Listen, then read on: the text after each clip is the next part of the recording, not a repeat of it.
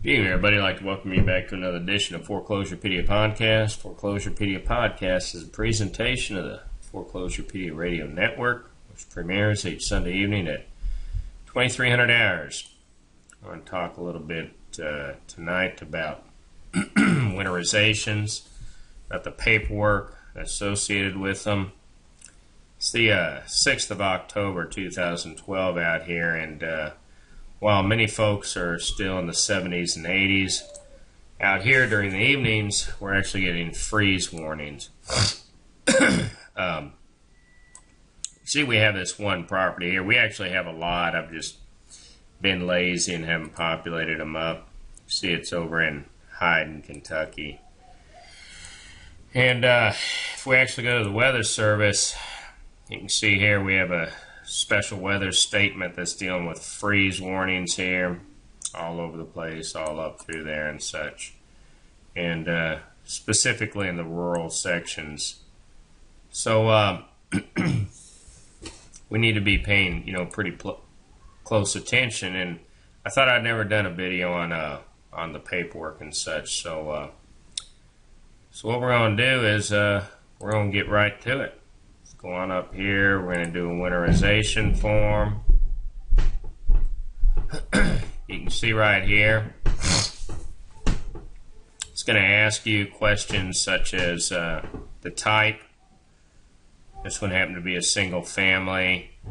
You'll remember in some of my other podcasts, screencasts, we talked about how to ID if it were a manufactured home right here. Going to ask if it's secure. That means is it locked, boarded. Is water off at the curb? Always has to be off at the curb, folks. Always got to zip tie that meter. Out here we have wells. We'd gone the other about 2 weeks ago to speak with a client whom actually wasn't even familiar with how to deal with wells and such. I'm going to do a separate video in the paid section. Wells are a tricky deal. I want you to look right here. When you click one of these, you have a lot of options. Yes, no, NA. Never click NA. Never click NA.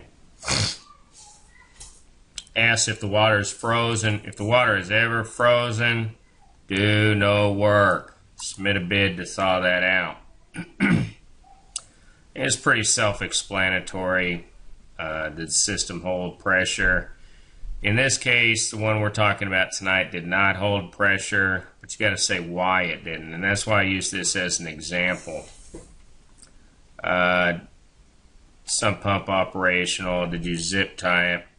This is the biggie right here. What time did you start it? You can either type the number in or scroll it. AM or PM. What's the starting PSI? Better be 0, folks. What time did you stop pumping air into those lines? In PSI. Should be about 40. Every VC and company is going to have a different set of parameters they want in there. We charge at 30, 45 minutes, and we like to see it about 40, 45. If you have any notes in here, add them, check it. It's pretty self-explanatory. I'll walk you through some of the photos here. See, this one's a little bit dark. This was actually, you always begin it with the street sign. It's a pretty bad day up here today. The address. 4 sides of the house. You can see here, there's our zip tie right down there. We actually had to have them pull the meter because the water wouldn't even stop running in the house. Documented the meter. Got a coil outside, missing the meter. I like to document my items that are in the house. Furnace, obviously, water heater, better have one. Showing that there's nothing on right now. Cut off here.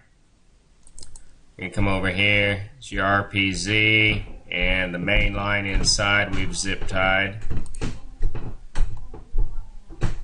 In this situation right here, we'd actually had the leak, had originated. Now this is the sewer area. There was some piping here. As it came down through here is where we had that leak, so we documented it. You can see we've documented that on the electrical panel, hung our winterization signs. So we got our sign-in sheet here. Got to document that. Sometimes they'll ask for it, sometimes not. I always give myself 2 angle shots of each room. I document whether or not that heat is on. Every fixture that has water or a P-trap gets a sign. Documenting my before here on my latrines. This house had an attic, so I went ahead and documented that. Every order, I don't care what it is, you document whether you have a smoke detector or if it's missing, carbon monoxide detector, whether it's missing. When you're doing these winterizations, you need to show what's going on with your P-traps. That way you can attest to the fact, or your photographs can rather, that the your winterization fluid is actually going to come down in here. And this is actually what's going on. That fluid's going to come down in here. As you all may know, that P-trap, the reason the P-trap exists is as if you just had water going straight down here, as it drained into the sewer, wherever it might be, those gases could come up. This actually creates a barrier. There's always fluids in there, and what we're doing is we're putting that RV antifreeze in there so that doesn't snap and pop. At the end of the day, really, winterization is somewhat of a joke. You're never going to get all the water out of the lines. I don't care what anybody tells you anywhere, no matter how long you blow it, and that's because there's always bend in those pipes. But you're going to get probably 90–92% out. We photographically document the fact that we're pouring the pink in here. The toilets and such are just a little bit different. As you see, our before showing that it's empty. Folks, get this water out of there. Don't pour pink RV antifreeze into some water. I don't care if it works, if it doesn't work. Makes you look like an idiot and unprofessional. So we're going to document that it's going in. And we're going to document our after the fact. We're going to do this the same way. Pouring it into the back of that tank. Don't pour a tablespoon of it. Do it right. And we have our after. It's not rocket science. A lot of people, 2 things they don't think about. The dishwasher, folks, you got to get it in there. That has water in it. This is what I hit a lot of my subcontractors on. This right here, that's your drain out for your washing machine.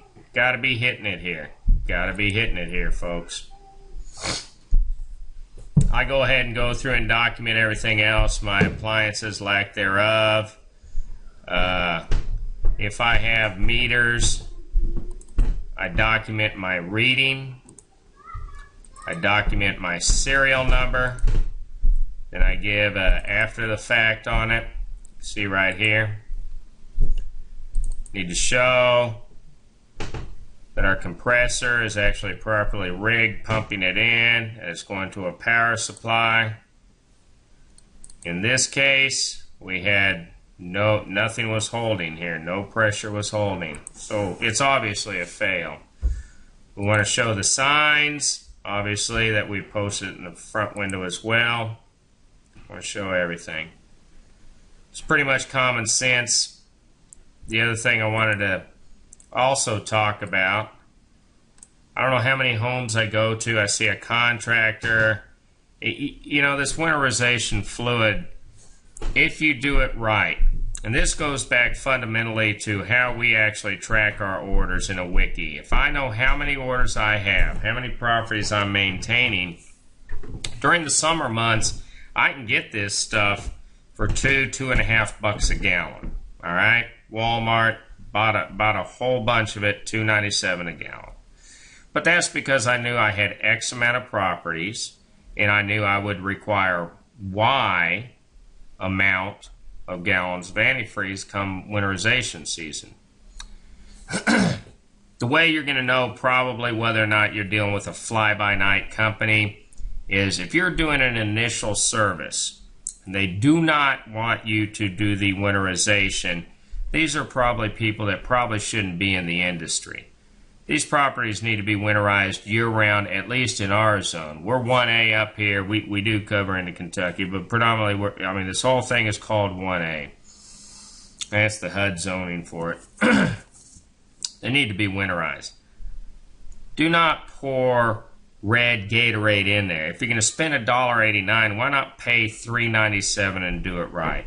Don't carry around red food coloring and pour it in there. Whole bunch of reasons. First and foremost, you're adulterating federal property. Second of all, people like me have to come behind you and deal with the mess.